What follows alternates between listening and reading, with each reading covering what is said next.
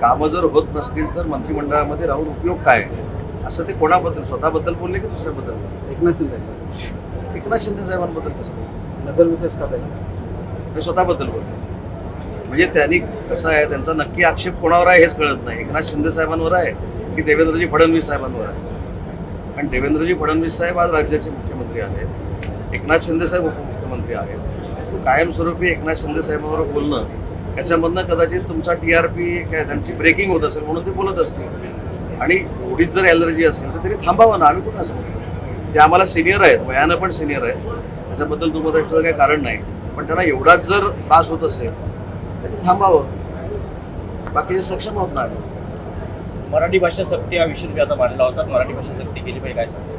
नाही, मराठी भाषा हीच आपल्याकडे सक्ती आहे, परंतु निवडणुका आल्यानंतर याचं वेगळं राजकारण करण्यासाठी काही लोक मराठीची सक्ती नाही आणि हिंदीची सक्ती आहे असं दाखवण्याचा प्रयत्न करतात.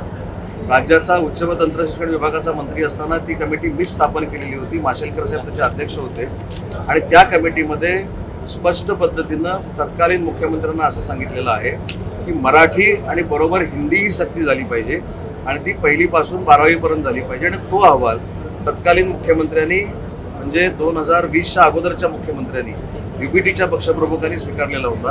आता निवडणुका आल्या म्हणून ते दुसऱ्यावर ढकलतात. त्याच्यामुळे तो अहवाल मराठीतला आणि इंग्रजीतला आजही माझ्याकडे आहे आणि त्याला माशेलकर साहेब साक्षीदार.